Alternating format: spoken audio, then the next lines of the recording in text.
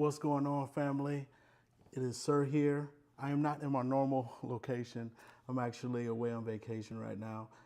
And I wanted to provide you this data. I've been waiting for this news to release. It is July 20th, and NAR just put out the numbers for June for existing home sales. So I want to prep you for what you're going to hear for the coming days, if not weeks, if not months, and what you should do and what it means. So the National Association of Realtors, NAR, put out the data for the existing home sales for the month of June. Now, we all know, if you've been paying attention, that the housing market has slowed down.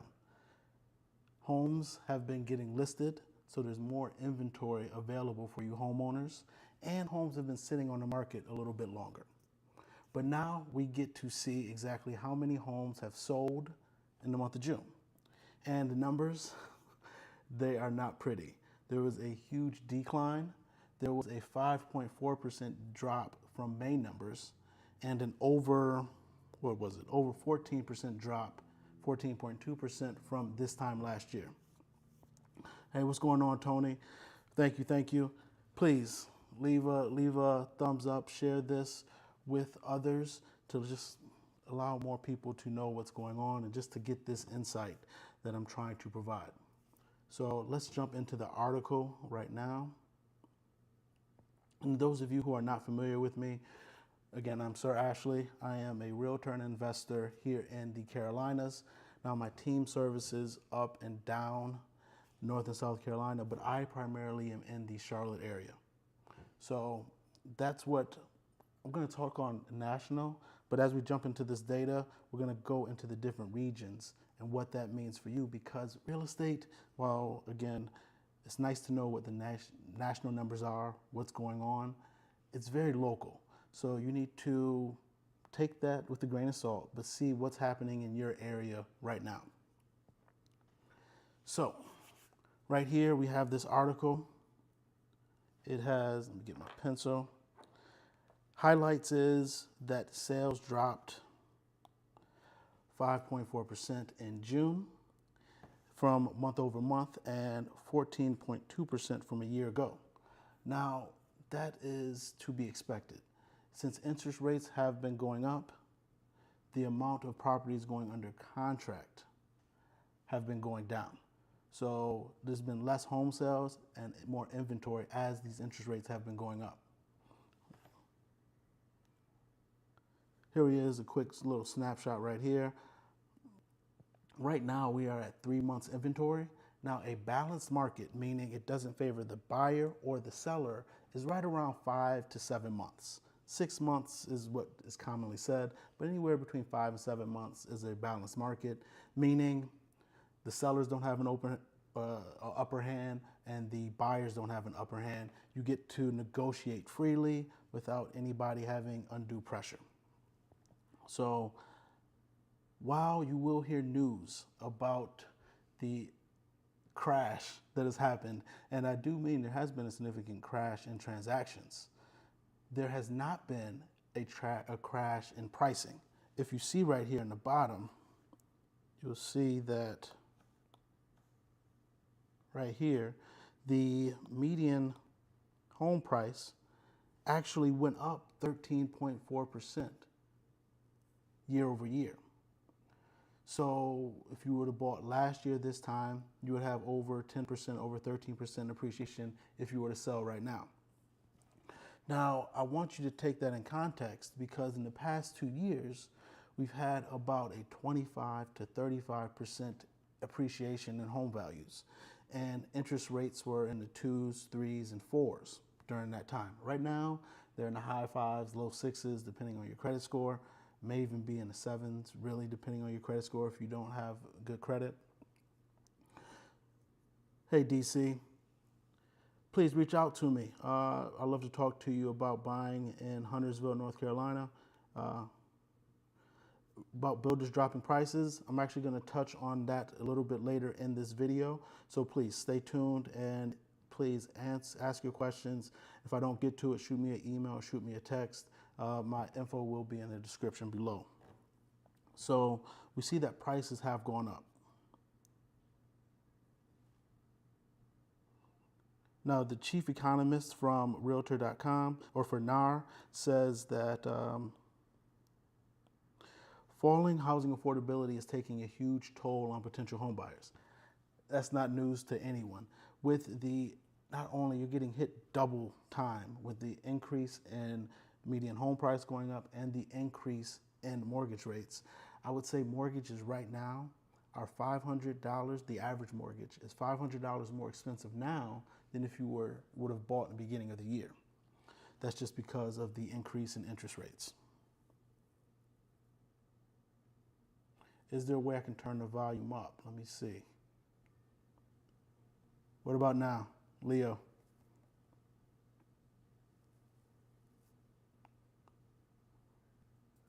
Please leave a comment in the chat if this is any better. Forgive me for the volume or audio or visual screw ups or snafus. Again, I'm not in my normal spot. I'm actually on vacation right now, but I've been waiting on this data for the whole month. And I wanted to see what it will say and prep you for what you're gonna hear moving forward. So we see that everybody knows housing affordability is an issue. Thanks, Leo. I appreciate that. And again, if you have any technical issues on my end, if you think I need to correct anything, please leave a comment so I can know what's happening, what's taking place. Let me see, Tom Petty. Yes, inventory in Austin has increased dramatically, and actually touches on Austin, I believe, in this article. And I'm going to touch on some areas, more so the Northeast, the Southeast, and I might get on Texas a little bit. So we have the total housing inventory supply right now at about 3 months, if you can see that right there. Now that is significant. That's a significant jump over the past month. Just last month we were at 2.5 months, so that just shows how much new properties have come to the market. Now we're looking at existing homes here. There will be a flood of new construction homes hitting the market because new construction builders have started on homes, and their main goal right now is to get those homes completed and sold. Preferably sold than completed, but that's going to be their main goal. And once they get through that inventory push, you're going to see them slowing down on the number of releases or number of starts for sale to where the new inventory coming to the market will be significantly less. Because they're not going to get caught in the same trap they did back in 06, 07, 08, where they just had a flood of inventory hitting the market and not enough buyers. So their main purpose right now is to finish what they started, get it to market, and by whatever means possible, get it sold quickly and off their books. Because every month they hold on to that property, that is another month of debt servicing they have to pay. So that's their goal. And when you talk about, I'm trying to turn it up right here. Let me see. And when you talk about, I hear you about the audio. I will see about it next time. I'm trying to fix it right here, but it's not working. So I apologize if you're having a tough time hearing me. So what you should expect from new home builders is they're going to start offering you more incentives for the spec homes that they've already started building. They're going to offer you interest rate locks, where again, right now, if you just go to a mortgage broker, for great credit, you're going to be in the high 5s, low 6s. Bad credit, you're going to be in the 7s. What builders are going to do to try to capture your attention and your business is going to allow you to lock rates in at a significantly lower amount, at 4% or 4.5%. And what they're going to end up doing is buying down your rate, which, if you watch any of my other videos, I encourage all of you right now, if you're making an offer to a pre-existing home, is to ask the seller to give you seller concessions and seller's credit. Actually, we just got one. I'm on vacation, but just did a deal. We just got a property under contract where we're getting, we got it under contract at a certain price.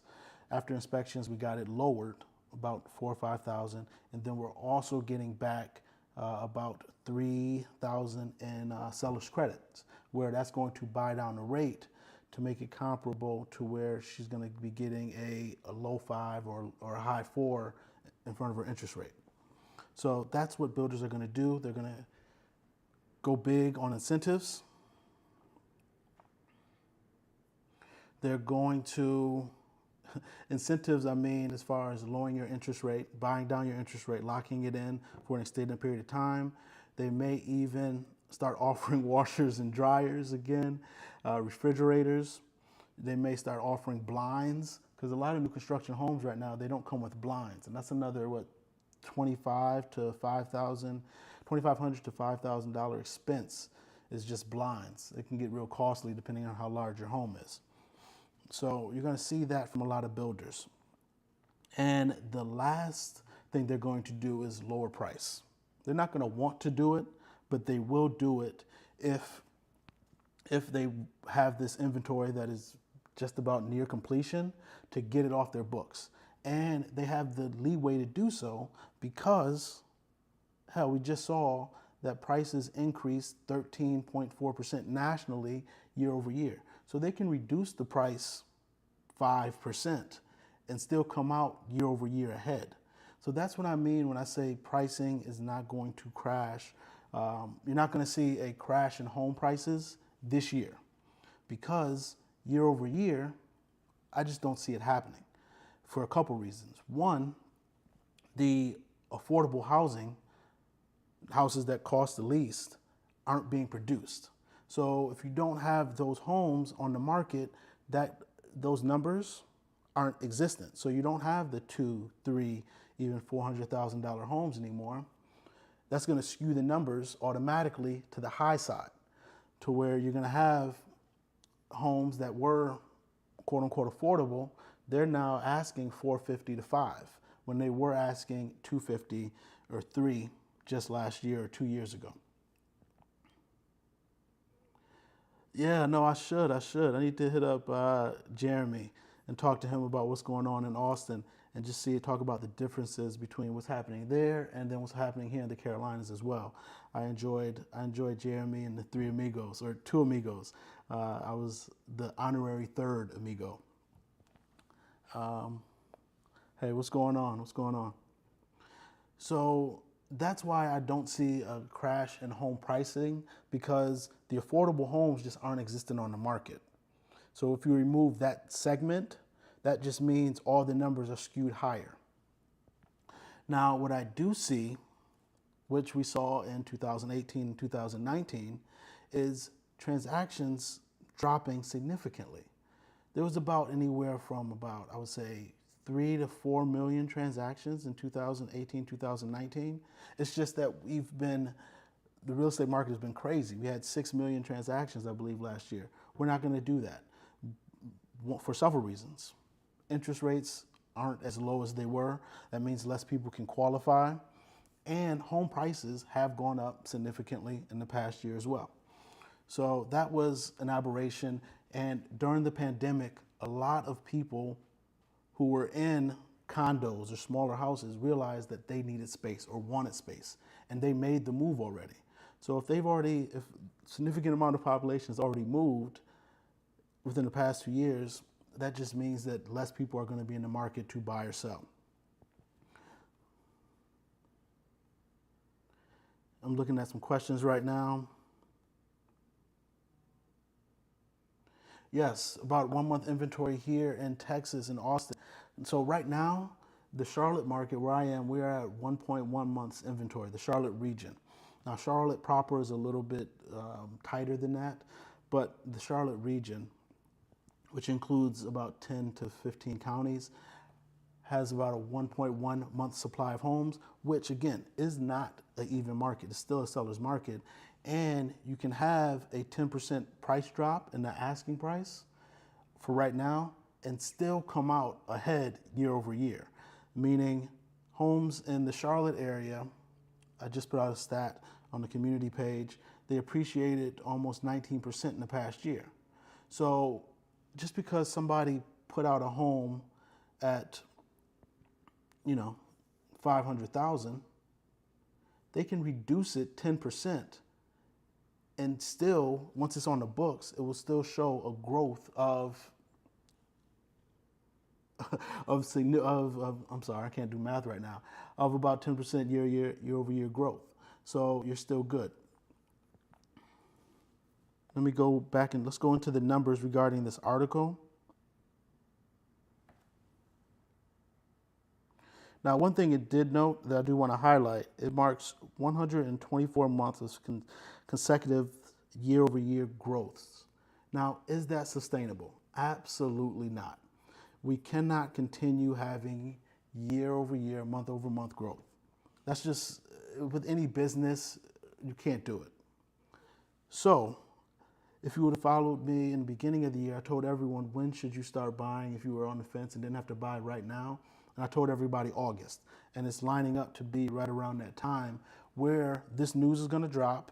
You're going to have more inventory hit the market because you're going to have more sellers feel like they missed out on all the buyers and they're going to list their property.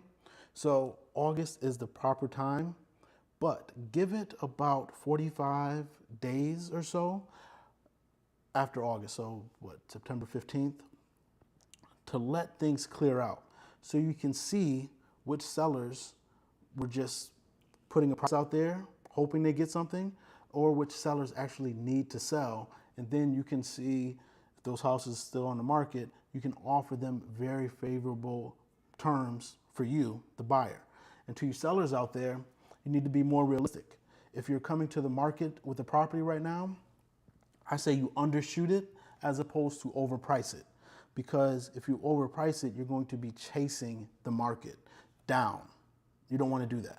I would rather underprice it, have a whole bunch of competition come to you, and then have them bid the property up, especially if your home is not done up to the tens.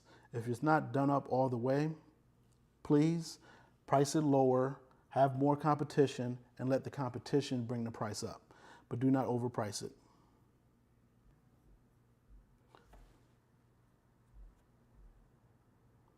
I'm going on to the article. Now, this is another reason why I don't feel we will have the drastic 20, 30, 40% housing crash because of the demographics of our nation right now. Right now, millennials are the largest home buyer population. I'm part of a millennial, and we bought and sold a home this year.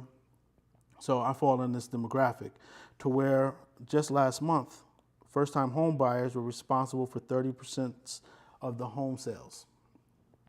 Now, I see that happening more and more often, and because millennials make up a huge chunk of the buying population right now, they're just at the age to where they are ready to buy. They're ready to settle down, have a family, and a lot of millennials the past 2 years have been able to, one, transition to better jobs, work remotely, and create more of a lifestyle that they find conducive for them.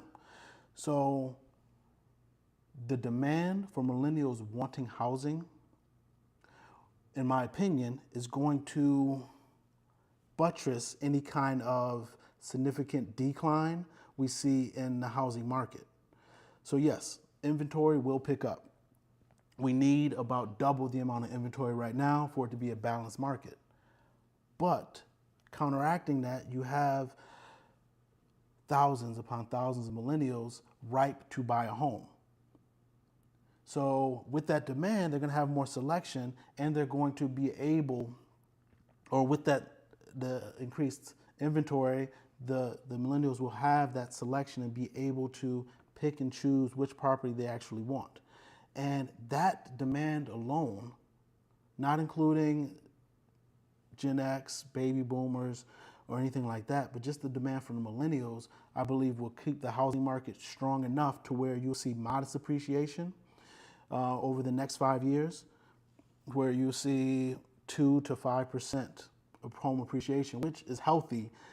The 13, 15, 19% that we've seen the past 2 years is absolutely unhealthy. So with that said, first-time home buyers made up 30% of sales, home sales, and it's up from 27% in May, but it's down from 31% in June 2021.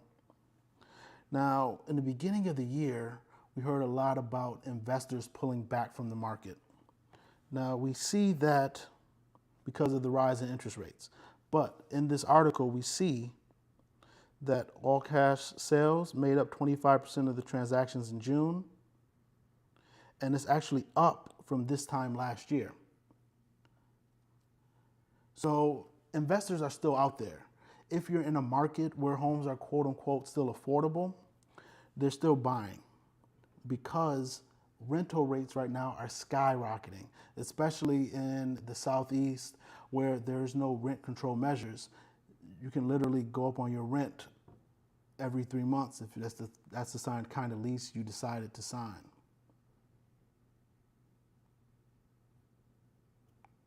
I'm looking at a couple questions right now. What impact do I see on custom builders? They're going to trim. They're going to trim their team. They're going to become more lean. They're not going to have as much overhead. And it's going to do two things, potentially. One, you're going to have some of those custom builders drag out the project because they don't have people lined up to give them business. So they're going to take longer in completing their work. But two, what you'll see is the ones that are priced well and offer excellent service, they will stay busy because it really is going to come down to the market dictating who's going to be the winners and the losers. So they're going to have to adjust quickly to the shift in demand and understand that while they may have planned on doing 50 homes this year, they may only be on pace right now to do 35. But they're going to have to go back to their vendors and try to get a price reduction where they don't have as much leverage as the big box retail builders because they just don't do as much on scale. So I see the future two different ways for custom builders, depending on those that want to take their time and drag it out and keep bleeding their clients for money, or the ones that do excellent work, provide a fair service, and they're going to be busy. Real quick, people in this market, a lot of people have been reaching out regarding foreclosures, and while I have seen a pickup in notice of defaults, that just means that begins the process of foreclosure. Notice of default means you're anywhere from 90 to 120 days past due on making a payment. Now, while I have seen an increase in that, the amount of distress sales, foreclosures, or short sales made up less than 1% of home sales in June. So, all of those people thinking or wanting or hoping for a wave of foreclosures, it's just not going to happen for a couple reasons. While you do see, and one main one, while you do see a pickup in foreclosure activity, notice of defaults, all of those properties, if it's been bought in the past 2 years, and if it's been bought prior to that, they have even more equity. But if it's been bought in the past year, let's just say, you have at least 13 to 20% equity in the property. And that means you can sell your property the traditional way.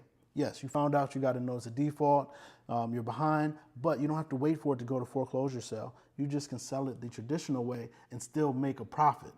Because even after paying out all the fees and everything like that, which is typically about anywhere from 6 to 8%, you still have, because let's just say you bought in the past year and it's the average home, you had a 13.4% increase in your equity. Let's say you lose 8% of that because of your selling cost. You still come out on top 5.4%. So with that said, I don't see a lot of foreclosures actually coming to the market. Now, to investors and what I'm doing right now, even myself, my team, we are reaching out to these people that have been notified that they're late on their payment and see if we can help them. Sometimes it may not make sense for them to sell. You can slide in and buy the property subject to, and I will go into, I'm actually going to do a mini course on that, buying property subject to. I think it's one of the best ways to buy it, creative financing ways to buy a property, if you have the patience and means to go about finding those homeowners in which you can help.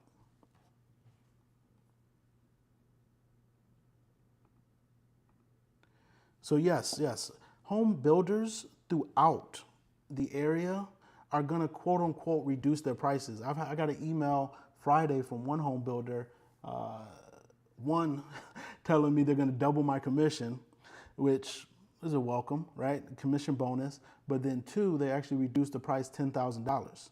Now, you may see that and be like, man, that's amazing. And it is welcome news to you people wanting to buy a home. And yes, Lennar is building in the Charlotte area.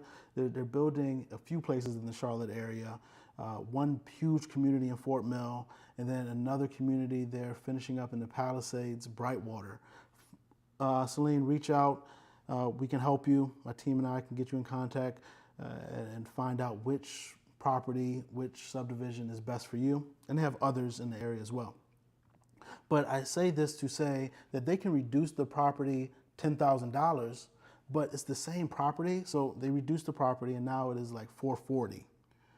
Well, just last year, earlier this year, I had a client with the same exact floor plan buy that house for $397,000.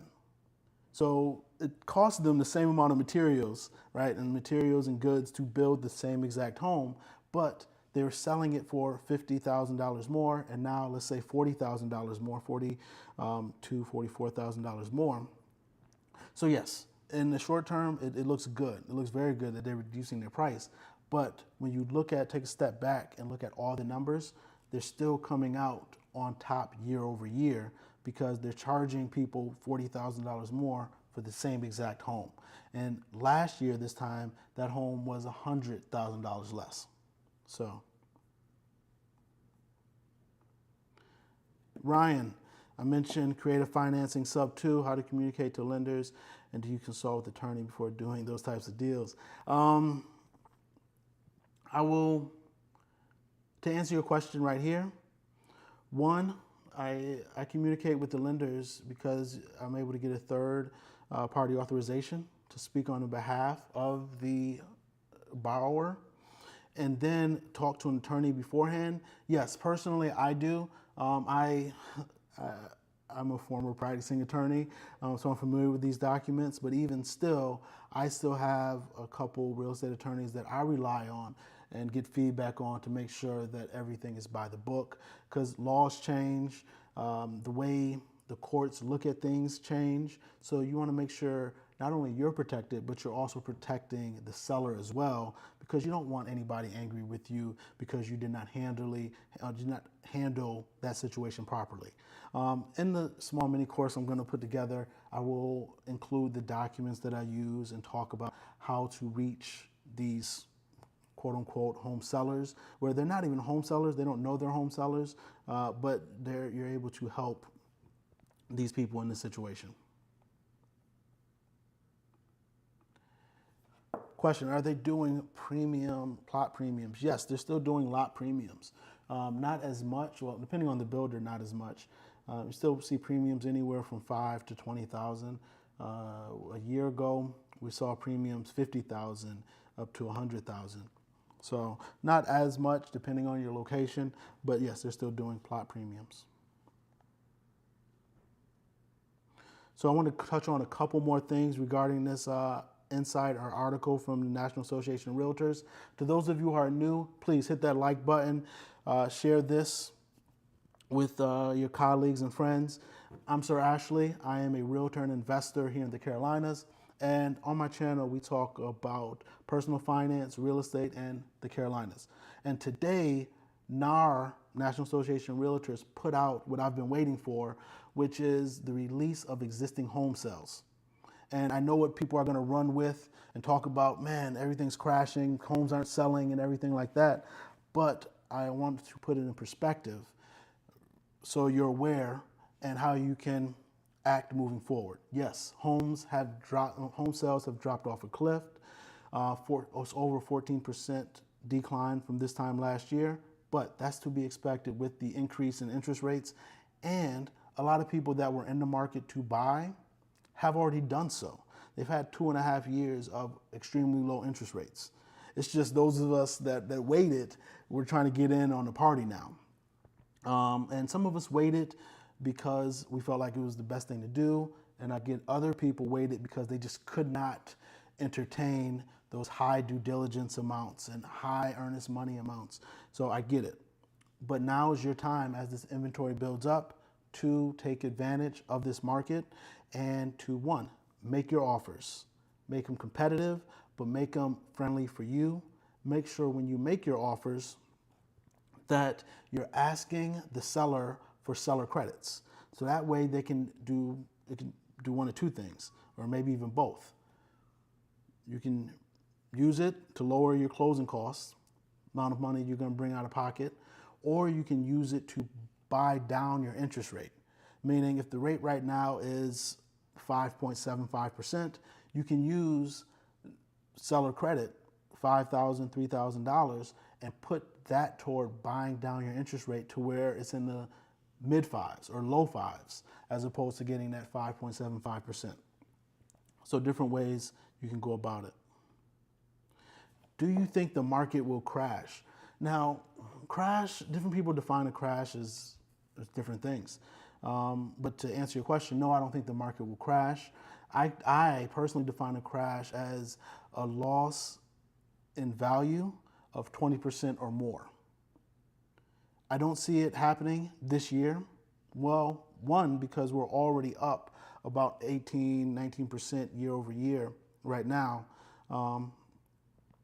So even though prices may go down for the latter part of the year, they will still be up year over year, if that makes any sense. So no, I don't see that. Now, what I do see happening, which has already taken place, is a slowdown. There will be a slowdown in transactions, and only the people that really need to buy will buy. And the sellers out there will have to decide, do I really need to sell? Because only the people that really need to sell will sell. There's still going to be death. There's still going to be divorce. There's still going to be job relocation. Those three things are guaranteed to cause people to need to sell. Now, those people that want to sell, I believe once they run the numbers, they won't, because they probably have a 2, 3, or 4% in front of their interest rate. And when they go in the market and see a 5 or 6, they're going to be like, I'm paying more for less. That's why I don't see floods and floods of people going to the market. Well, there will be, but then they'll just have to decide wanting versus needing to sell.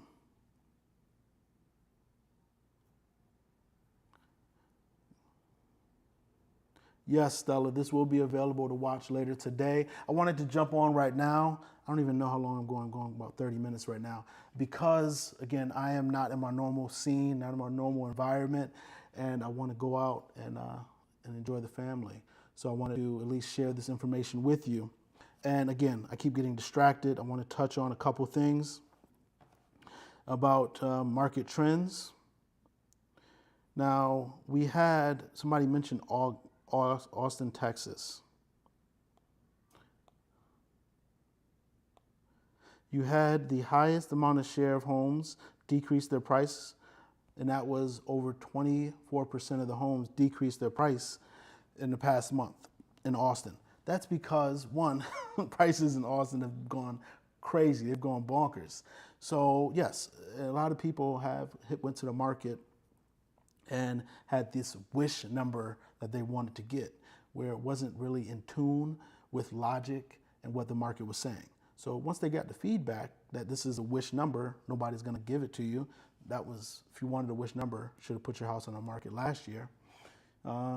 Once they got that feedback, they came back to reality, or coming back to reality, and reducing their prices.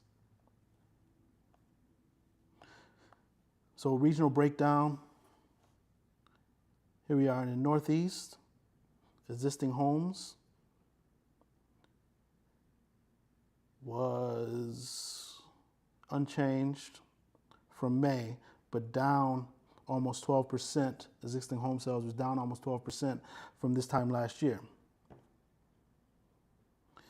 And the Midwest is down over 9% from this time last year. And the South, we're down, existing home sales is down 14.1%. And I believe that has to do with a couple things: interest rates, and there's just not being, there's properties on the market, but I believe the properties that are on the market right now, at least the ones I've been seeing in the Charlotte area and in parts of South Carolina, they aren't the 9s and 10s. They're the people that should have listed when there's absolutely no inventory. They're homes that need some work. And a lot of consumers right now, I'm a millennial, so I can speak on it. We like things done up. We don't want to come in and do anything. So the homes that are on the market right now, they aren't the ones that are done all the way up. You're going to have to go in there and do anywhere from $3,000 to $10,000 worth of work to get it looking how you want it. And us millennials, we aren't trying to hear that. We aren't trying to do that. So that's one big reason why home sales have dropped, in addition to interest rates. Now, the median price in the South, the entire South, was up 16.8% from this time last year. So with that said, I'm saying if you increase 16, 17% in 1 year, I kind of have to recalibrate what I determine as a crash. Because again, I think a 20% or more is a crash. But if you just reduce the price by 20%, like what are we in 2021 numbers? With a higher interest rate? Like a crash, in my mind, would be begging people to hit the market and to buy these houses because they're absolutely cheap. Well, if it crashes 15%, that's not, I don't believe that's going to bring out tons of people. One, I don't see that as a crash because it's only 15%, but let's just use that term. I don't think it's going to bring out these droves of buyers. I don't think you're waiting for that 15% crash because, hell, if you wanted a property at that price, you would have just bought last year when the interest rates were lower. So it's just one of those things that people are talking about a crash, but in real estate, crashes don't happen overnight. And if we do see a drop in prices, it would have to be over 40% for it to make sense for a lot of people to go in and buy now, because that means prices will be back to pre-pandemic levels and interest rates are still higher than they were pre-pandemic.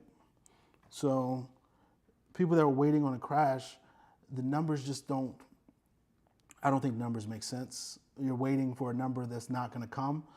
I say, if the numbers work for you, buy. Buying is a very personal decision. If the numbers work for you, by all means, go for it, do it. Just make sure it's a solid decision for you and your family moving forward. But if you're waiting on a crash, I don't think you're going to be satisfied with the numbers that we see moving forward in the next year or two. Now, will we see negative equity year over year in 2023? We may have some months, but annually, year over year, I think we're going to see anywhere from, again, 2 to 5% appreciation in home sales.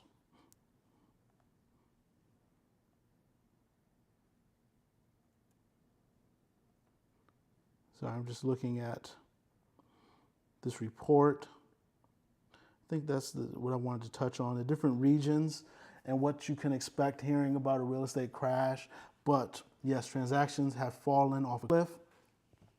But so long as demand is still outpacing supply, and right now we have nationally a 3-month supply. Now your region may be different. In the Charlotte area, we have 1.1 month supply of homes. That means it's very much a seller's market. A normal market is anywhere, it says 6 months, but anywhere 5 to 7 months is considered a normal market. Find out what your market is doing and find out what's happening in your area.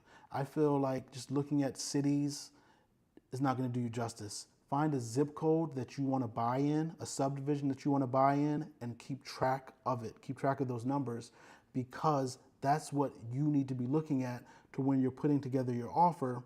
You know what the national headlines are saying, but then you know if this is a good deal for this community in this area. So I hope that was helpful. If you have any questions, please feel free to leave it in the comment section. And forgive me for any audio issues you may have had or I may be having and you hearing me. This is a new setup. I will mess around with it. I'm here for the entire week. So I may come live again or may do a video here again, but we shall see. I hope this was helpful, and I will talk to you all later.